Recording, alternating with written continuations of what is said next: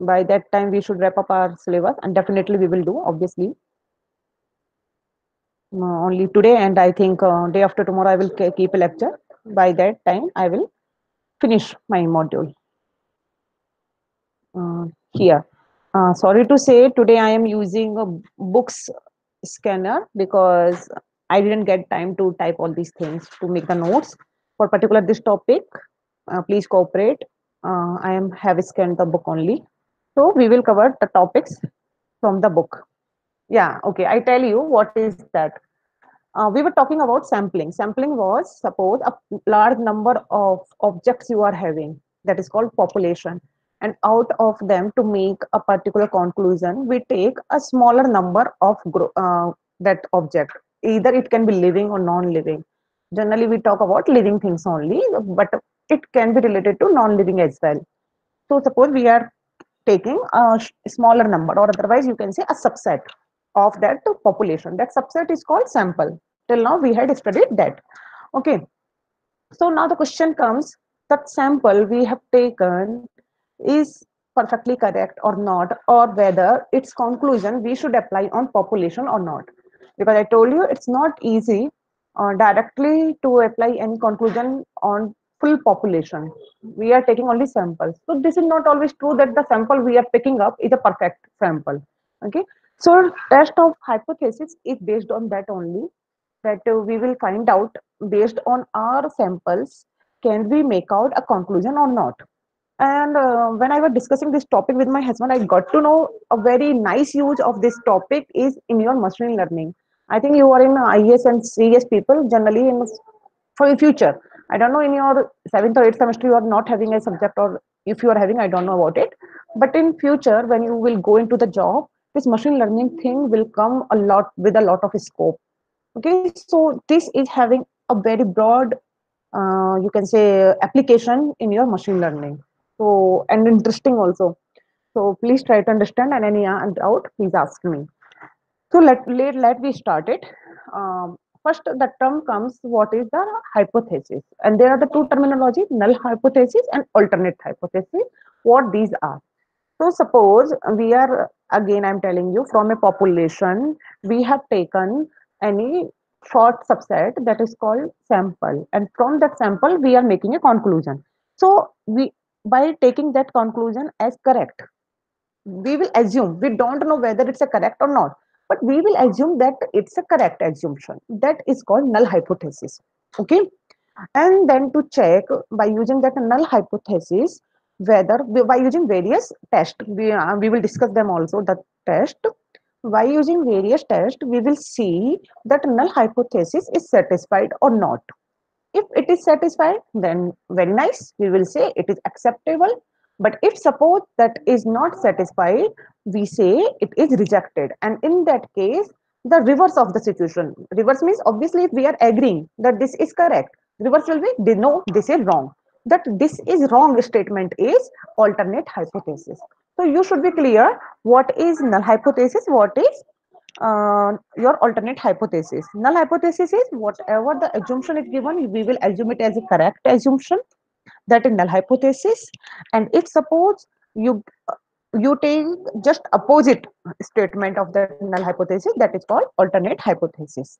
So this is just that definition, and don't worry, please, if you need, I will share this PDF with you also. Where anyway, you guys are already having textbooks, but I want the notes I am taking reference for your class. Better you go through them better, okay? Because this is some different textbook. So there are two errors. This is very important topic in your syllabus, and just theory wise, 2 or 3 marks question can come. Standard error. What are the errors? Errors are obviously when we do some practical, we get some error. Error means mistakes. Okay. So there are two kinds of error. You can see very easily. No need to brief. I think directly it is said whatever the hypothesis we have taken. If suppose that is true, for example, the hypothesis is true and we accept that. So that is our correct decision, obviously. But when we reject that hypothesis, that is a wrong decision, and that is called type 1 error. So type 1 error is when hypothesis is correct and even though we are rejecting that hypothesis, that is called type 1 error. Okay, just definition can come in the exam. What is type 1 error and what is type 2 error? So there are two types of error in any hypothesis. One first error, type 1 error, I am repeating again. If hypothesis is true perfectly, but even though we are rejecting it, so that time it is called type 1 error. And second error is hypothesis is false. Means the decision, like I told you, we will make an assumption. Okay, that assumption is wrong, and even though we are accepting it, that is called wrong decision, obviously, and that is called type 2 error. Okay, so and rejecting. 1 second, I had started. Can you share? Can you see my screen? Just acknowledge me once. I forgot to ask. My screen is visible to you guys. Yes, ma'am. Fine. So obviously, if hypothesis was false and you reject it, that would be your correct decision. But hypothesis is false. After that, also you were accepting it. That will be an error. So that is called type 2 error. So just if you will read these lines, this is saying the same thing only. Just by this table, everything is clearly visible. You need to remember this. Any doubt in this?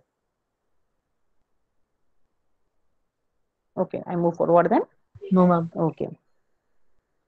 So, little here, you will have to recall. Actually, I was also thinking this topic should be kept just after the normal distribution. It is 50% related to normal distribution. So, you will have to think about the normal distribution.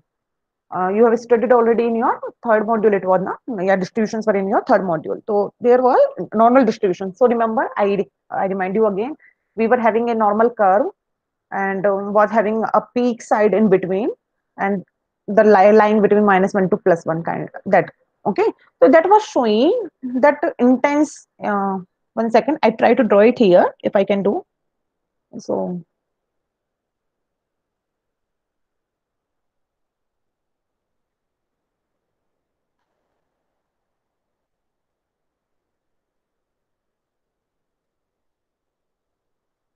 Like this, if you remember, this was the normal curve, and I took a very long time to elaborate that topic because I love that. So this type, if you see here, this was showing the number of the events happening was falling in this region. So if you see, this is called 95% of the result. Whatever the data we are having, generally 95% is falling under this. And which is not falling under this that is 5%. Okay. So if our sample, whatever the sample we have adopted, if it comes under this region, we can say that our sample is perfect and we can make any conclusion for the population as well, isn't it? But if that sample, the value I will tell you later what the value we will see, but actually I'm telling you the concept. But if that value is lying here in 5%, remaining 5%, then definitely it will be rejected. Our hypothesis will be rejected and it will be said that our assumption is wrong. Okay, so based on this, the next terminology come one-tailed and two-tailed test. Test means that I told you we will consider a null hypothesis. We will assume it. That's it. But on our test, we will see whether these hypothesis is correct or not. So those tests, there are the various types of tests. The one of them they are telling one-tailed and two-tailed test. Okay. So here one tail test means they are telling if suppose we are checking from negative side and positive side both sides less than or greater than, so that time that is called two tail test. And if you check only one side, that time it is called one tailed test, and that is called 5% level. 5% level is this, I told you 95% level of significance is the very positive, and 5% is the failure for the failure. So this is also not a very big thing. If you don't understand, don't scratch your head. This is not really actually a very big thing because this you will understand properly when you will go in the depth. But you need not to go into depth. We will directly talk to our problems-based formulas on which the questions are supposed to be asked in your exam. Okay, so let's start. If you remember this normal curve, if you remember this normal curve, there we had z. So we need to find out the value of z, and after finding the value of z, we were going through the table, z table, and we were looking that what the value of this x-axis we are getting. Okay. So for that, what we needed, if you remember, z was x minus mu y sigma. Again, I repeat, x minus mu y sigma. X was the point or value where we are talking about. Mu was the mean divided by sigma. Sigma was the standard deviation. Okay. And here we are talking about the smaller, you can say small samples, not so big samples or large samples. 1 second. Normal distribution. Sorry. Reverse I told. We are talking about large samples, then we talk about normal distribution. We are taking normal distribution for the large sample. Large sample means when n is generally greater than 30. Hey, Vish, where he went? Shivam had joined us. He sent me the request, but I didn't reject him.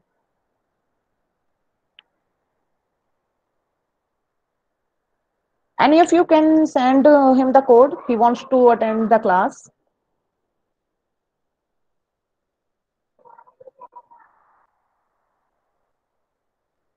Anyway, if he wants to come, he will send again request. Okay.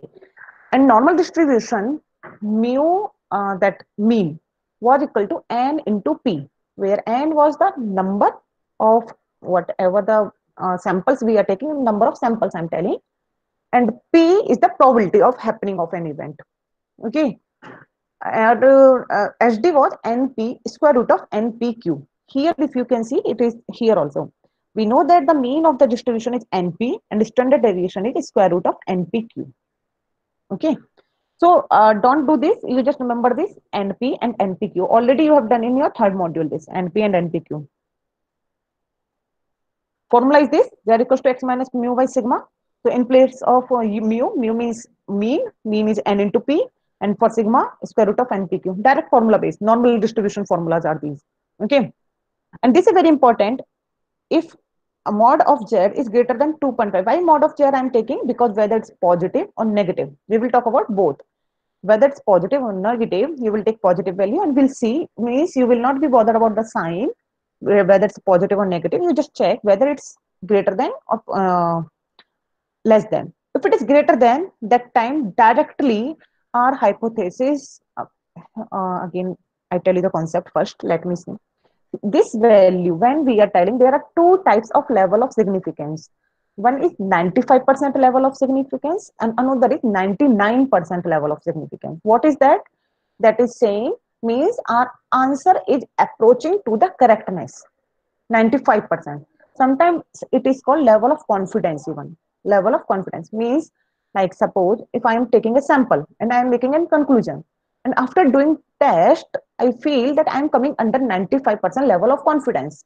So that means, or whether 99% level of confidence. So that means my assumption is perfectly correct. Okay, I can apply it. So this should lie between this. Okay, so there are two values of Z. When we are telling 95% level of confidence, that time the value here, this mod Z, should be greater than equal, should be greater than 1.96. And when we are talking about 99%, then this value should be greater than 2.58. So it will be mentioned in the exam whether that 99% level of significance or 95%. You just need to remember according to the 95%. If they are asking, your work is to compare with 1.596, and if suppose 1.96, sorry, and if suppose 99% level of confidence, that time you are supposed to compare with 2.58. These two figures you need to remember, 1.96 and 2.58. Okay, so these are, they are showing test of hypothesis. For normal distribution we use, it is said that test of hypothesis for means, because we are having means mu1 and mu2. Same thing only. Yeah, they are telling, like, let mu1 and mu2 be the mean of two populations. Suppose we are having two populations, computer science students, IS students, like this. And let x1 var sigma 1, x2 var sigma 2 be the mean and SD of two large sample of size n1 and n2 respectively. We wish to test the null hypothesis H naught, that there is no difference between the population means. That is, this is null hypothesis.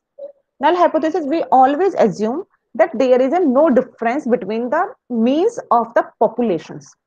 So we will assume null hypothesis that there is no difference mu1 and mu2. And if suppose ultimately after the test we get it the same only, then we will say our assumption was correct. If we reject it, we will say no, these means are not equal. Then in that case, formula was, if you remember, there was x minus mu y sigma. Same only, but just here in place of x and mu, we are having x1 and x2, right? So x1 var minus x2 var divided by sigma. In place of sigma, now here are two sigmas for two populations. So that why square root of sigma 1 square by n1 plus sigma 2 square by n2. Now question comes, ma'am, earlier you were telling sigma, but here square root, how it came? That I tell you, because z equals to x minus mu by sigma was for population. This is for population, but when I take for sample, if you remember in the last topic we had done, for sample, sigma is nothing, sigma by root n, sigma by square root n. So here this is same only, sigma by square root n, or otherwise and square root of sigma square by n. So this formula you need to learn this and first one, x minus mu by sigma. On this we will do everything, our problems. Okay, so this was the first method. There will be three methods for, I tell you, test of hypothesis. 1 second, 1 second, students.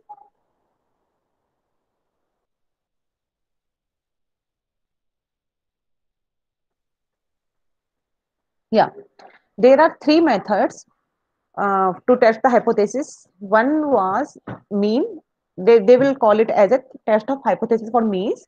There we will use Z test, normal distribution formula. Okay. Second method will come students T distribution. Later on we will discuss it one by one. Here I show you students T distribution. And the third one will come chi-square. This is chi-square distribution. Don't worry, today I will cover only one method because one method will take time. But if you understand the concept, another two methods in one lecture only, we will take it. Okay. Most important is this formula only, this method, methods for means. After that, these are two other methods, students P distribution and chi-square. So let's start directly. Question based on proportion test of hypothesis of means. Okay. First question. A coin is tossed 1,000 times and head turns up 540 times.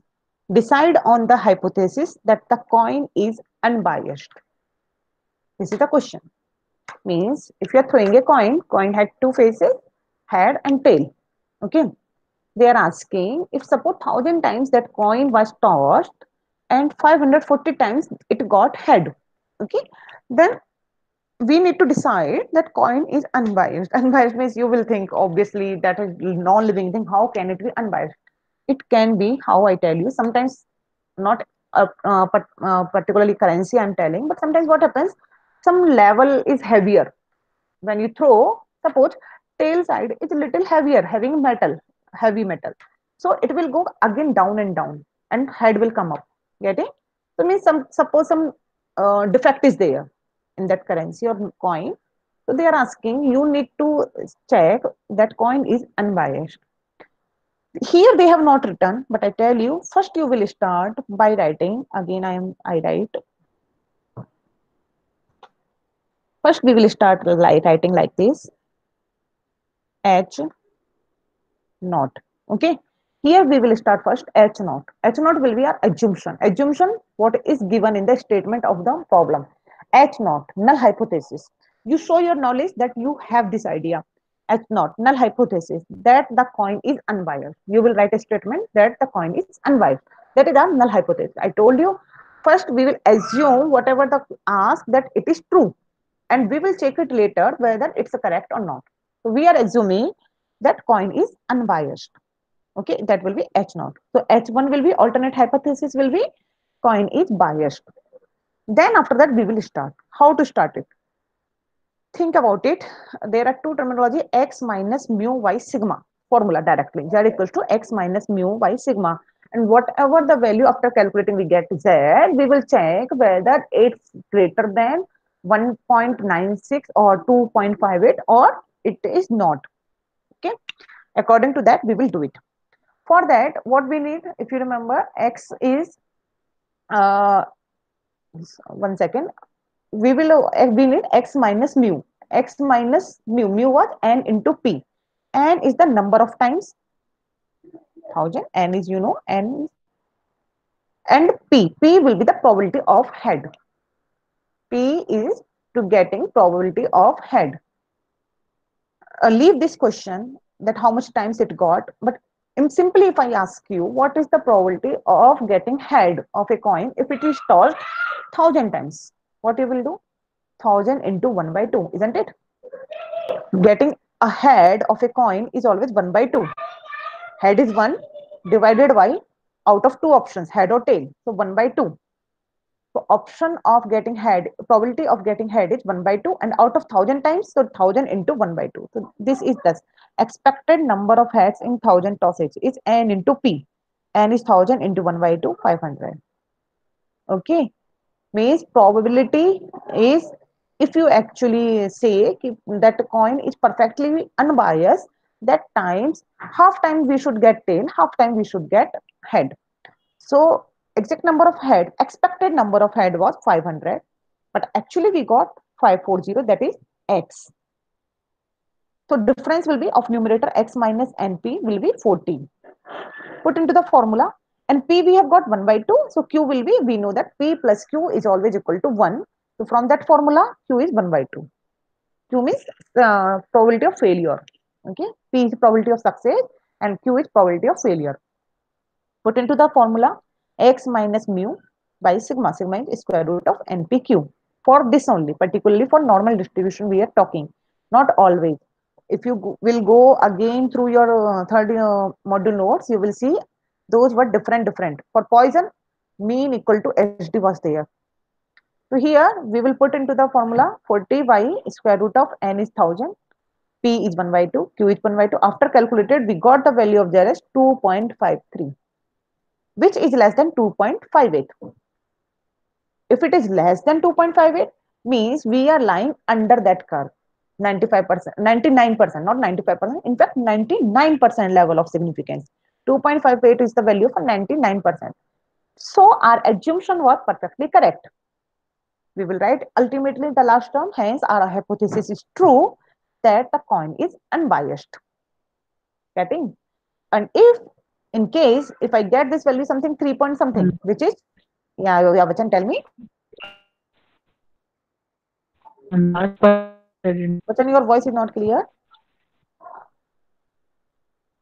Ma'am, I did not get how you told the coin is unbiased in the last, ma'am. Okay. See, the value of z, this after putting into the formula, you will get some value of z. Like this, here we got 2.53. Okay. Yes, ma'am. You will compare it with 2.58. I told you 2.58 is the fixed value. If you check in Z table, na, so at 0.01, that time Z value is in Z table is 2.58. 0.1, not 0.01, 0.1. That time its value, no, actually 1% is 0.01 only. Oh, yeah. In Z table, value of 0.01 is actually 2.58. 99% we are telling, so that means it should lie, it should be less than 2.58. Your work is just whatever the value of z you get, you check it whether it's greater than 2.58 or it's less than 2.58. If it is less than 2.58, if it is less than 2.58, then in that case whatever null hypothesis we have assumed will be correct, will be acceptable. And null hypothesis here, we in the beginning we assume that the coin is unbiased. So that's why we are concluding that the coin is unbiased if it is less than 2.58. Second case, if suppose if I am getting here 3.2, for example, or 4 point something, that is greater than, that time we will say we reject the hypothesis because that is wrong, and hence the coin is biased. Clear? Understood? Any other doubt? You can ask without hesitation, please, because this is a very important topic. And actually, I love this topic. Any other doubt? Understood. Okay, fine. Then I move to the same kind of next problem. See, same kind of. Some in some school result came, and over a 5 years of period, 5 years of period they are checking. Then out of 725 students, means this will be n, small n. Okay, 7 out of 725 students had passed. Sorry, not n. This is 725 students had passed and 650 students had failed. No, no, no. This is not n. N will be total of this. 725 students were passed. 615 will be failed. So total number of students will be pass plus fail. So this plus this will be your n. Okay. Test the hypothesis that success and failure are in equal proportions. Try to understand the question first. In your class, suppose 54 students are there. Okay. And I say that 27 are pass, 27 are fail. Then obviously it is equal. But if I say that 29 are pass and remaining, how much it is remaining? I think 25. Yeah. 29 I say pass and 25 are failed. In that case, where is it equal proportion or not? Okay. Now you will say, ma'am, obviously it is unequal. 29, 25. Here also directly it is 615 and 725. But again, we are not talking about perfectly. We are telling 95% and 99%. Means getting, means like approximate. This value 650, 725 are approximately equal or not. Like here 54, like I gave you example of out of 54, 27 are pass, 27 are fail. That time I will say obviously equal pass, equal fail. But what if I say 30 are pass, but remaining, how much are remaining? 24. 24 are fail. That time also I will say kind of equal proportion, isn't it? I can't say that my class is doing good, all are passed. I can't give this statement. I would say almost equal proportion, almost. So this all hypothesis talking about almost only 90. We are talking about 95%, 99% level of confidence, not 100%. I give you a very live example, like for election. Sometimes in any state or in country, elections held. In that case, before the result, you have seen in the news. If you see in the news, there are exit polls. What they do, the reporters or magazines, they are not going to ask each and every person of the country. What they do, they catch few people who are coming out after voting. They ask them who you gave the vote, and out of those samples, those are called samples, and out of those samples only they make a decision by using these tests only. By using these tests, they see whether it's lying under level of confidence or not. Means based on these samples, we can conclude or not. Sometimes if you have seen before the result, we get to know that BJP will win or Congress will win or any other party will win, like this. So these are all done by this only. So this is very actually useful in your practical life. So I come back to the question. Today I am giving a lot of lecture. I come in. Here they are telling in a class 725 are pass, 615 are fail. Test the hypothesis that success and failure are in equal proportion. So null hypothesis will be that yeah, pass and failure are in equal proportion. That will be an assumption. Again, I repeat, whatever the given in the question, we will assume that is correct, and that will be a null hypothesis. We don't know whether this assumption is correct or not. We will see it later after the test. So our null hypothesis will be that success and failure are in equal proportion. Now we will check. If you see here in any class, there are two cases of result, pass or fail, right? So pass or fail, what will be the probability of pass or fail? Will be again 1 by 2 and 1 by 2, isn't it? Getting pass equals to 1 by passing plus fail, and passing of getting fail is equals to also 1 by passing plus fail. So that is 1 by 2 and 1 by 2. So P will be 1 by 2. N will be, you will add them. Why I am telling you? Because we need N into P and we need N into P into Q. So total number of students N we will find out after adding. This is observed proportion of here. Don't do this method. I show you another method. You will get confused here. Our earlier method only. Use the earlier same method only, better. So here, if you see expected number of successes, means out of total are n into, this is n, 13, 14. Actually, the probability should be n into p. So n into p was 1 by 2, should be 670. But actually pass was x minus mu by sigma, formula again, x minus n into p divided by square root of npq. Actual pass was 725 minus mu is n into p. N into p means expected, should be happen, should be 670. So 670 divided by n into p into q, and after calculation, you can do it by your calculator. After calculation it was 3.005, which is greater than 2.58. Means it is not lying under the curve. It's not under our level of confidence. So our hypothesis is rejected because it is greater than. I told you when it is less than, whatever we have assumed, we will take it as correct. And if it is greater than, we will reject. So hence the hypothesis is rejected, and the correct decision is that success and failure are not in equal proportions. Getting or any doubt you can ask? Clear this question? Don't go with the first method, you will get confused. With the same method only, nothing, x minus mu by sigma they have applied. Mu is n into p, sigma is square root of npq. You just check.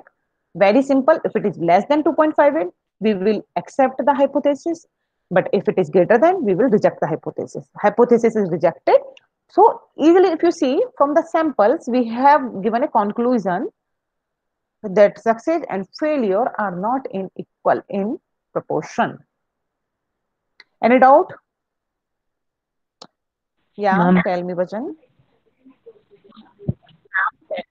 ma'am, for any problem given, if it is given that we have to find the equal proportion of success, we should take the expected success and divide it by 2, ma'am.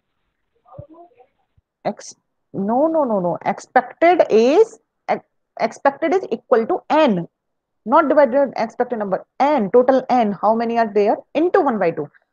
Of course, because for success and failure means for any result, there are two cases only, whether you are success or you are failure. So 1 by 2. It is actually p. It's not divided by 2. It is p. P is 1 by 2 by chance. But if I say like a dice, Okay, ma'am. dice is having 1 by 6. Getting a number is 1 by 6. Getting? So depending on p, what is p? So number of success here is 1 by 2. Clear, Vachan? This is not Okay, 1 ma'am. by 2. This is P. P is 1 by 2. Like in the next example, P is different. Because what is happening in both problems, by chance P was 1 by 2 only. Here also and in this also. But if we take the example of dice, that will be 1 by 6. Okay, like that. Yes, ma'am. Here also I think P is 1 by 2. Again 1 by 2 came. Yeah. This question you do yourself, 18. I elaborate the 19th problem. Okay, is that fine? So this is the same only. 19th. 9 by I'm picking up 19 because P is different to make you understand better. That n in, is not always divided by 2 and is multiplied by P. Okay. A die is thrown 9,000 times. See, n is very large. So that's why we are using this normal distribution method. A die is thrown 9,000 times and a throw of 3 or 4 was observed 30 to 40 times. In a dice, all of you know that 1 to 6 numbers are there. 1, 2, 3, 4, 5, 6. They are telling that 3 or 4 numbers, whether it's 3 or 4, both. Okay, 3 plus 4. Numbers are observed 30 to 140 times. Show that the die cannot be regarded as an unbiased one. See, words are different. Die cannot be regarded as unbiased one. So here it will be can be regarded as biased one. If you understand this, they are telling actually we should assume that die is biased. So here your wish, whether you write it H naught null hypothesis that die is not unbiased one, or H naught you can write die is biased one. Getting this statement? Die cannot unbiased. So means die is biased.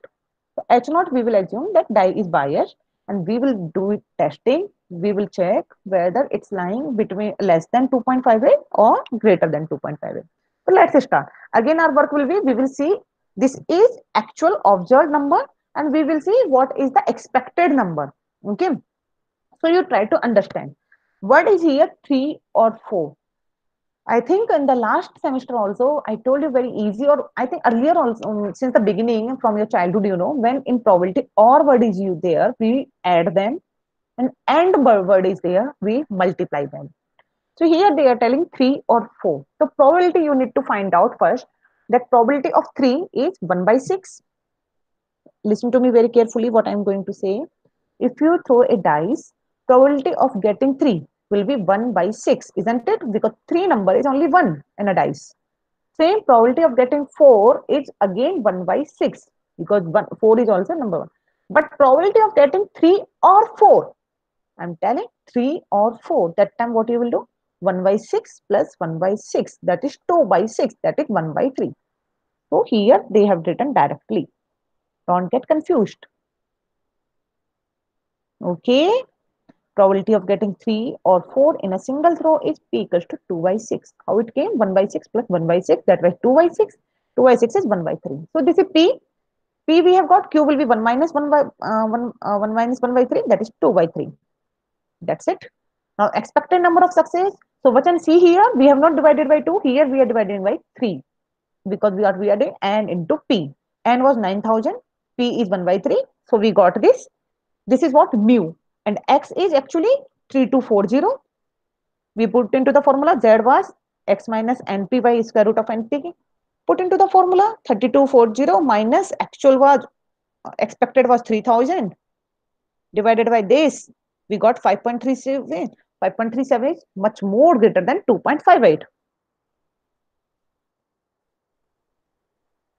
One second, the result they have written wrong. This is greater than, hence our hypothesis is rejected. Hypothesis is rejected, so that means our dice is unbiased. But they are telling die is biased. Why they are telling it? Die cannot be regarded as unbiased. Cannot be regarded as unbiased. Why I'm confused? I'm correct now. So far, if I can understand, die cannot be regarded as an unbiased one. And we can't say that die is unbiased, so that means die is biased. Correct only. I am correct. Yeah, they have given wrong. Here we will assume that die, in the beginning we have assumed that die is biased, but here our assumption was wrong according to the test. Hence, the conclusion will be that die is unbiased. They have written wrong. They have written wrong. Or if you want to correct me, please, you can do. If you think that I am doing wrong, die cannot be regarded as an unbiased one. I'm correct, probably. 99% level of significance, I'm correct. Yeah, because die cannot as an unbiased, then obviously die is biased. Okay, yeah, I am correct only. Null hypothesis, we will assume that die is biased, but according to the test, our hypothesis is rejected. Hence, finally, we will say that die is unbiased. Okay. So, any doubt, students? Same is the next problem. Here they have shown what I was telling you now. You will assume that H0 and H1. They have same like this only. After that, formula same only, x minus mu by sigma. They had applied. In place of NPQ, this time they have sigma by square root of n. Might be standard deviation they have given. Yeah, here. This time they have given directly standard deviation. If SD is directly given there, we will use sigma by square root n. Okay. In earlier problems, NPQ we used. Same problem if you will see and go through it. If you have any problem, please ask. This is of two populations. A random sample for in company has mean wage of this and another sample of. See here, this is the example of two populations they are telling to compare to, like I gave you an example of IS and CS like this. For in that case, x1 bar minus x2 bar divided by this formula they have applied.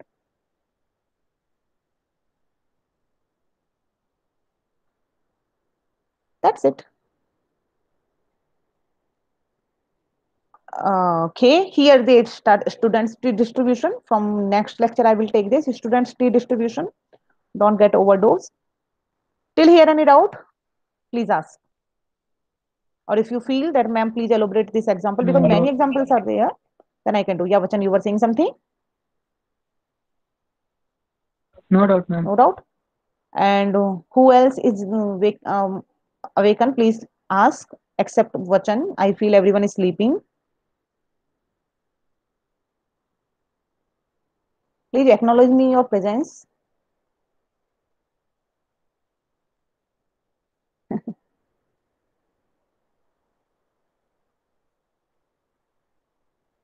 Okay, fine.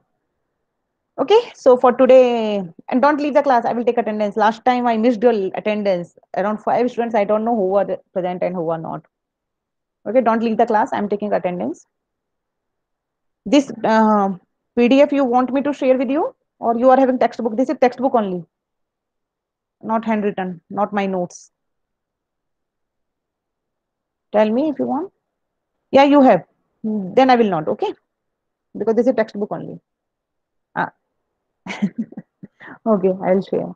Okay, I am taking attendance. Unmute yourself when I call your name.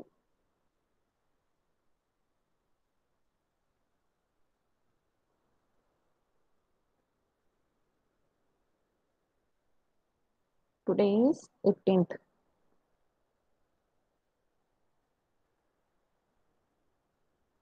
Nishchita, Nishchita, GN. Nair, Nishchita Nair, Nitin Yadav, Present, ma'am. Ajwal, Preeti MP,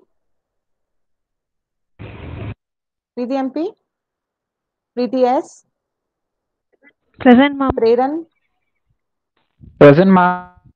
Preran, in, Preran, in last lecture Yes, you were ma'am. there on 15th. Okay. No, Priya ma'am. Rathod, you were not there. What you were saying? You were here or not in lecture that day? Anyway, Priya Rathod. I was in, Hmm? I was in. I couldn't hear. Priya Rathod, Rachita, Rashmi, Rashmi, Priya Duvedi, Rohini. Yes, ma'am. Rohini, you were there on 15th Yes, ma'am. I was last present. lecture. Yes, ma'am. Yes. Okay. Okay. Rukaiya, Haripriya, Present, ma'am. Sahana Kesi. Present, ma'am. Sahana, you were there in last lecture? Yes, ma'am. Sure. Or just lying?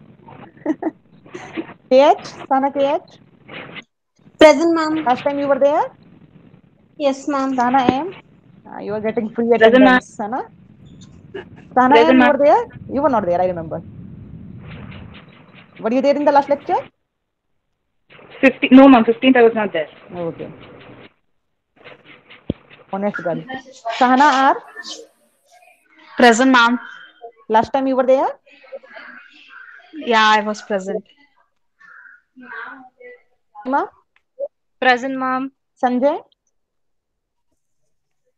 Sanskar, present, ma'am. Tara, Present, ma'am. Megan, Present, ma'am. Badrinath, Hero. Sharanya, Sharanya, Shikant, Shivam, Trinidhi, Trisha, Shubham, Shubham, Shweta,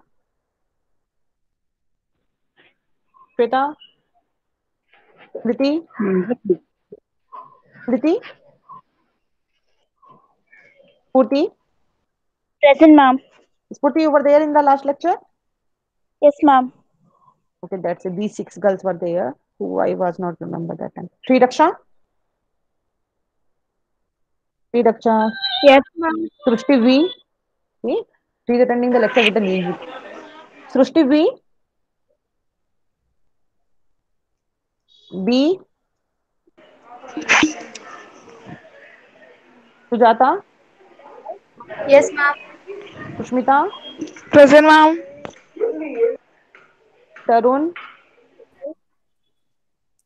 Vachan, Vaishnavi, Present, ma'am. Vidya BM, Present, ma'am. Vidya D, Vikas, Vishwas, Yes, ma'am. Yamini, Zaid, Present, ma'am. Anurag, Yes, Manya, ma'am. Manya, Manya, Prasanna. Ma'am, Manya present. Okay. Nikita, Present, ma'am. Arnavi, Arnavi,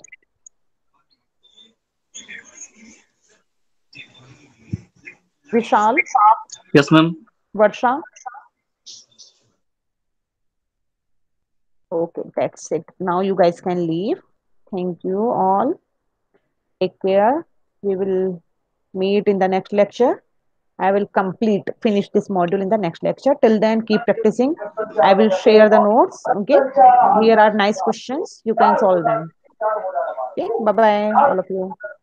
Take Bye, care. ma'am. Bye. Ma'am, I was Yes. present on 15th. You were present. Now you are confused. Yes, ma'am. Let me see. I have given you, I think. Let me see. Who is calling me? Is that one of you? Someone is calling me on my phone. Preran. Yeah, I have given you attendance, Preran, of that day also. Okay.